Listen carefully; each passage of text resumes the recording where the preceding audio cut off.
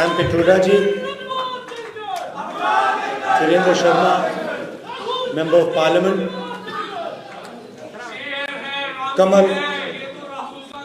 Kamal Dhaliwal ji,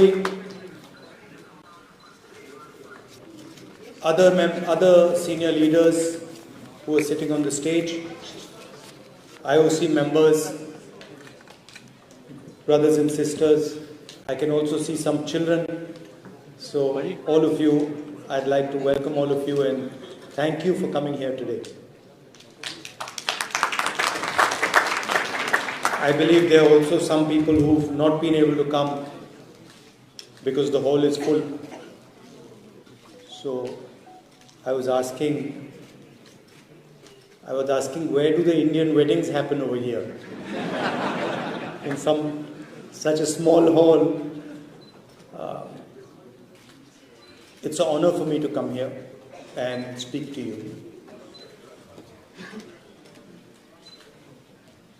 I was actually invited to Cambridge University to give a talk there on Indian politics and global politics, which I did, and it was quite a nice atmosphere, nice talk. And I was thinking while I was speaking over there, that it's quite strange that an Indian political leader can give a talk in Cambridge University, Harvard University, but he can't give a talk in India, in a university in India.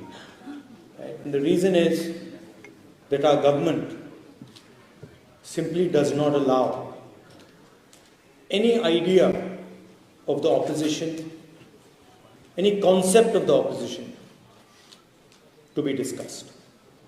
Same happens in Parliament House. When there are important things that we need to speak about, demonetization, GST, the fact that the Chinese are sitting inside our territory, when we try to raise these questions, we're not allowed to raise them in the House. It's a fact. It's shameful, but it's true. And this is not the India that all of us are used to. Our country is an open country where we pride ourselves on our intelligence, respect each other's opinions, listen to each other, and that atmosphere has been destroyed. You can see the narrative in the media, and the reason we were forced to walk across India, the Bharat Jodo Yatra, was because all the institutions that protect a democracy, that allow people to speak, that allow an expression of voice, are captured by the BJP. And so we decided that a good way to think about it, a good way to act would be to go directly to the people of India and do what used to be a tradition called the Yatra. Yatra is not just a walk across the country. Many great people in India have gone on a Yatra. Of course, the most famous Yatra was the one done by the father of the nation, Mahatma Gandhi. But there have been others. Vivekananda ji apparently walked across the country. My Sikh friends here, Guru Nanak ji walked across the country. Buddha walked across the country. So there's a list of people who have used this idea of the Yatra. And the Yatra is actually introspection. It is an attempt to understand what is going on in the country, an attempt to listen to people, but also an attempt to understand the voice of the people and express the voice. So it was a wonderful experience for me. I started in Kanyakumari and we went all the way to Kashmir. Thousands of kilometers in the heat, in rain, in the snow. And we got to understand our country in great detail. We spoke to thousands and thousands of people, farmers, little children like you. What's your name? Huh? Sorry? Samwar. Samrat Singh. So kids like Samrat Singh, we met thousands of them. We met youngsters who are unemployed, asking, the most interesting thing was that the biggest issues in India today are unemployment, price rise, and the violence that Indian women face. That third one is a hidden issue, nobody speaks about it. But when you walk across India and you talk to people, those are the three things that you hear.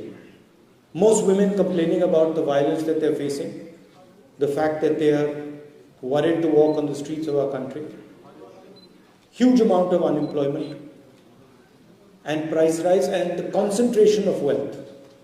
One or two business people controlling pretty much every business. Everybody knows the name. He's become especially famous lately. You can see a lot of sort of reports about his wealth. Huh?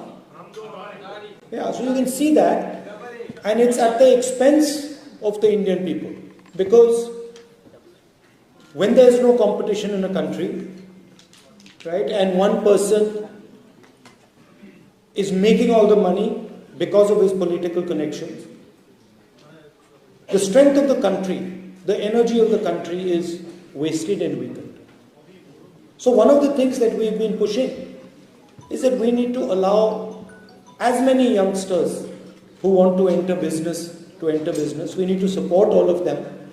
We need to make sure that the banking system doesn't just work for one or two people, but works for youngsters, for millions of people who want to build a business.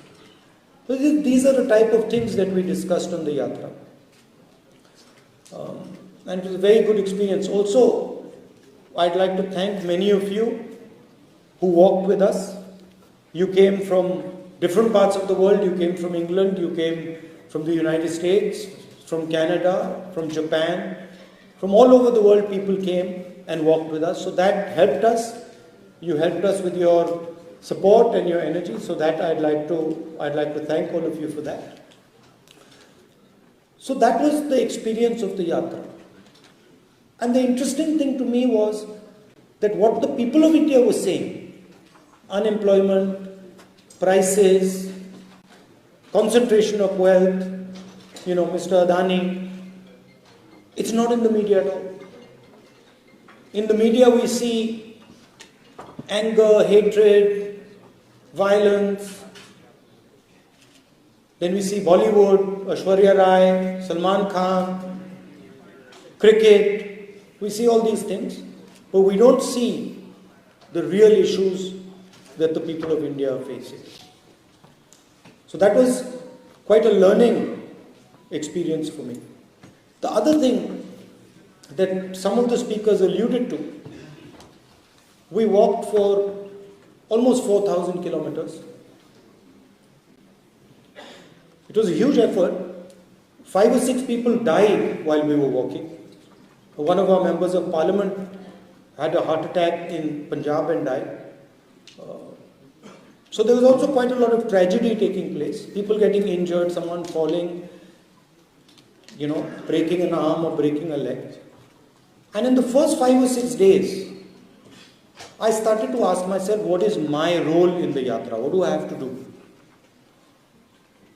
And after thinking about it for a while, I decided that my role was that whoever came into the Yatra, regardless of whether they were rich or poor, young or old, male or female, I decided that my role would be to make them feel that when they walked inside the room, when they entered the Yatra and they came to speak to us, that they should feel that they had come back home.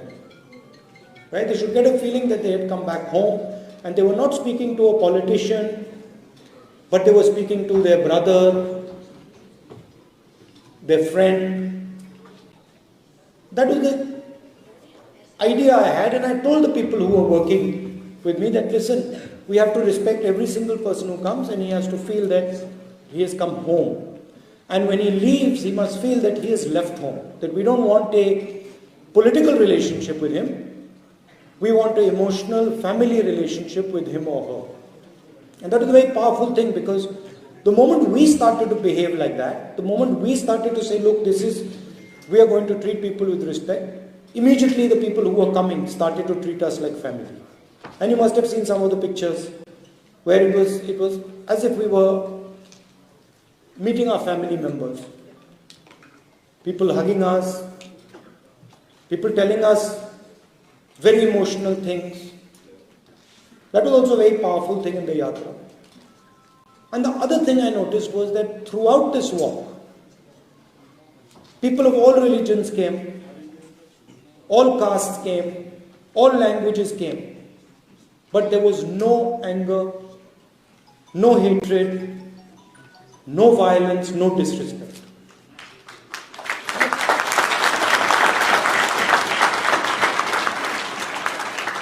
And so the yatra was demonstrating to the whole country what the real India is about. What Indian values are, what our religions tell us, what our different languages tell us, what our different cultures tell us, that we are one country with many, many different ideas, and we have the capability of living together harmoniously, without hatred, without anger, without disrespect. And it's when we do that, that we are successful. Right? That was the message of the yatra. And of course, on the other side, we have an ideology of hatred and violence, disrespectful ideology that attacks people because of their ideas. And you must have noticed one thing, and this isn't the nature of the BJP and the RSS. If you noticed a statement of the foreign minister, he said China is much more powerful than us. He said China is much more powerful than us. How can I pick a fight with them? Matlab, at the heart of the ideology is cowardice.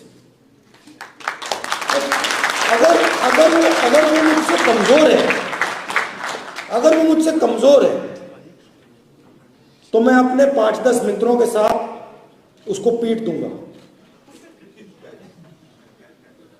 मगर अगर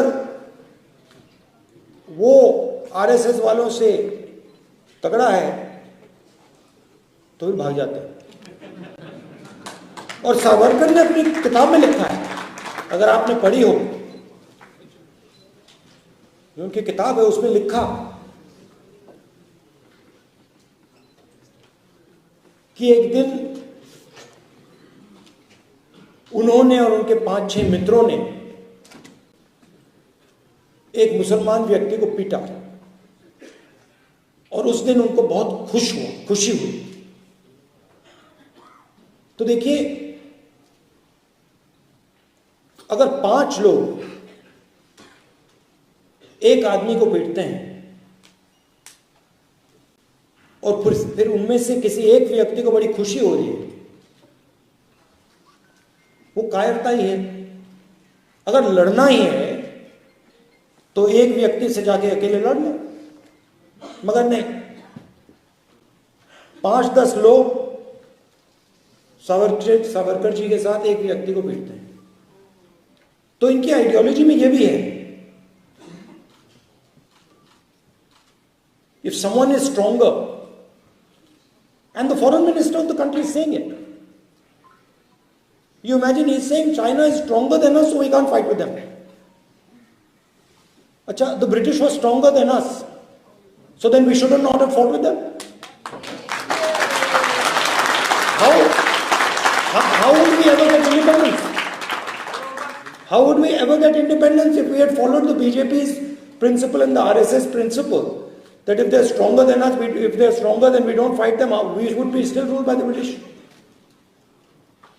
Right? So at the heart of their idea is cowardice. And that's the lesson for everybody, and including the people in India. As you said, डरो मत, डरने की कोई जरूरत नहीं इनसे. There's nothing to be scared of. And in fact, the way I look at it, the more they attack me, the better that is for me. Because the more I understand, the more I learn. Right? So this is a fight between courage and cowardice. It's a fight between respect and disrespect. It's a fight between love and hatred. जो मैंने कहा था भारत छोड़ो यात्रा में, नफरत के बाजार में हम मोहब्बत की दुकान खोलने आए हैं.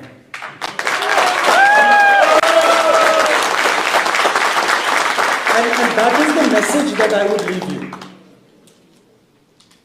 As a community in this country, you have done us all very proud. And of course you have done us proud because you've been successful, because you've made a lot of money, you've developed a lot of businesses. But that's not the real reason you made us proud.